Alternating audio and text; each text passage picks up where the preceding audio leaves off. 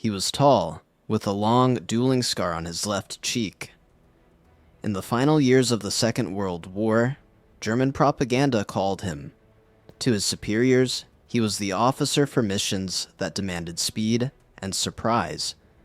To his enemies, he became a symbol of unconventional warfare, where disguise and confusion mattered as much as heavy weapons.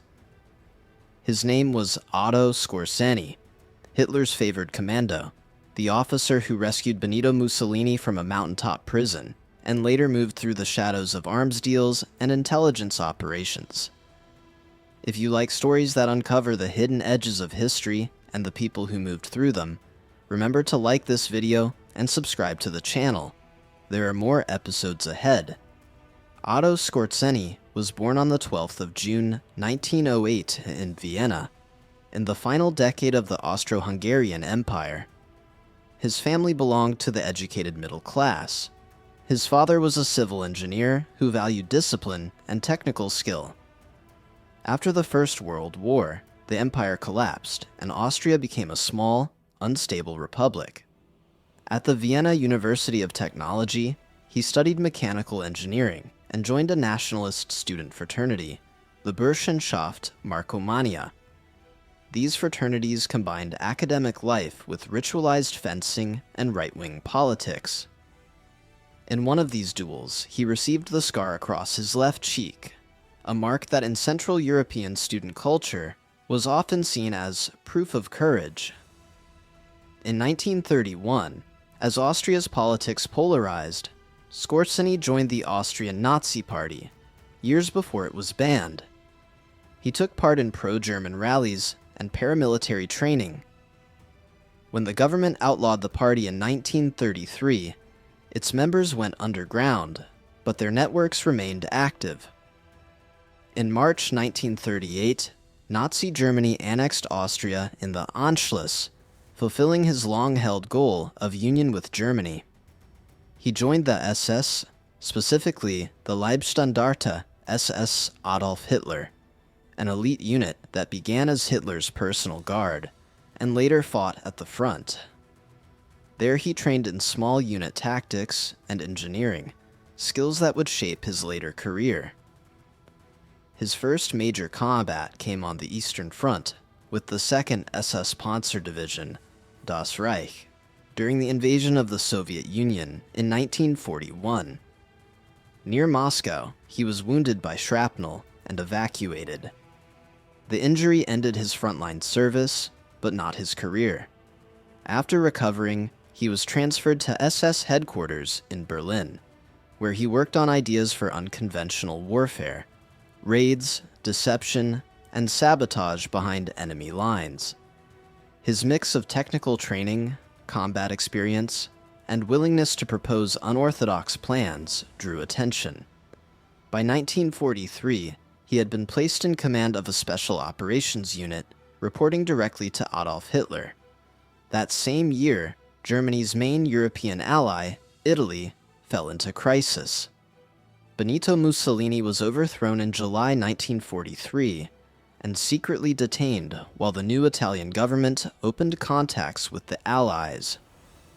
For Hitler, Mussolini's fall was both a strategic disaster and a personal humiliation.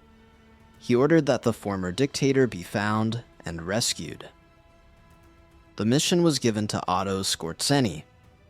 The former dictator, once the central figure of Italian politics, now faced his rescuers as a guarded prisoner in a remote resort.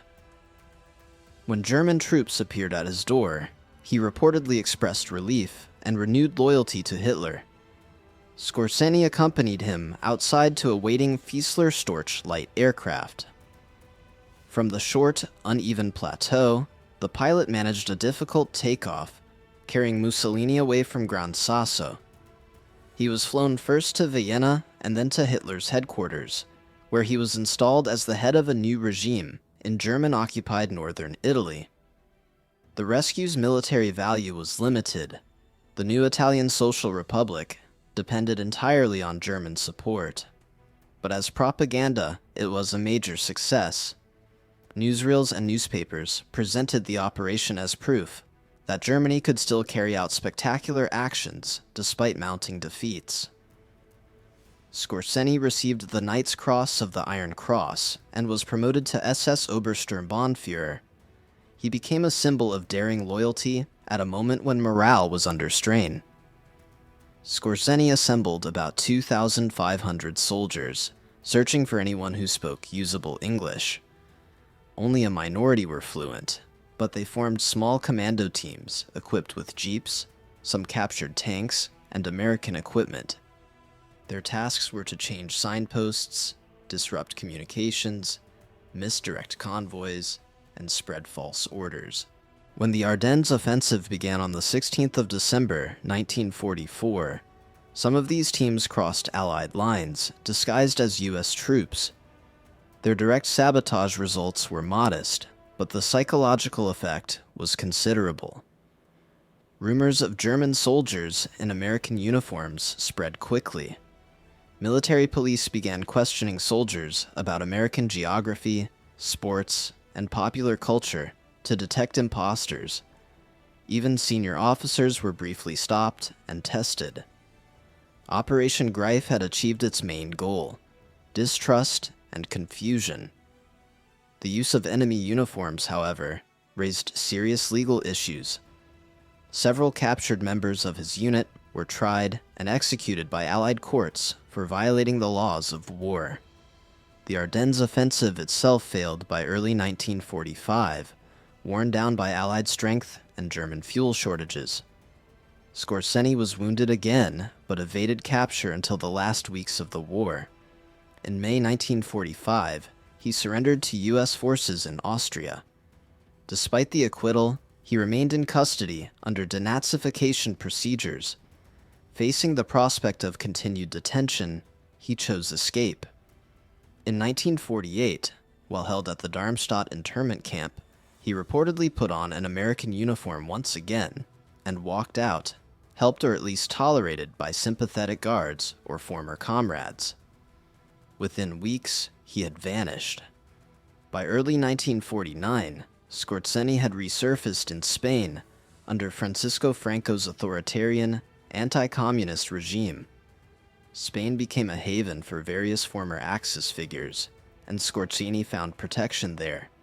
He set up engineering and trading companies, earned money through construction and arms deals, and moved in circles where former German officers and Spanish officials met.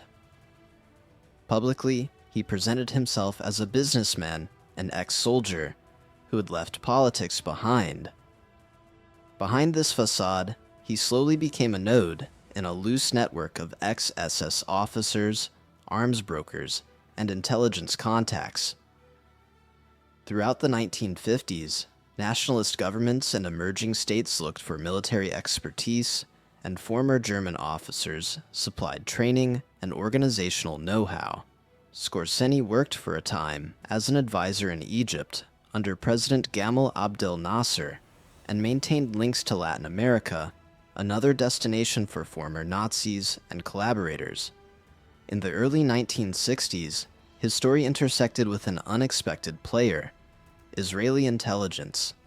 Israel's Mossad launched Operation Damocles to stop German scientists from assisting Egypt's missile program.